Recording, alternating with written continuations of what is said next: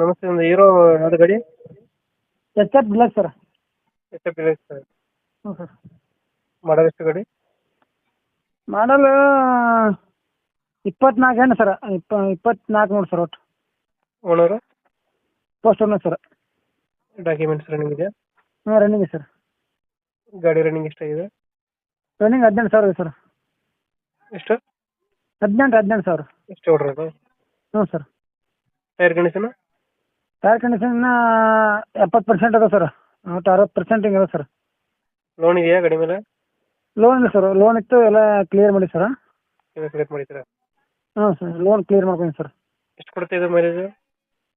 Mileage ಒಂದು 70 ತನಕ ಕೊಡ್ತೇವೆ ಸರ್. ಅವು 60 ಹೊಡೆದ್ರೆ 70 ತನಕ ಕೊಡ್ತೇವೆ ಸರ್ ಅವು.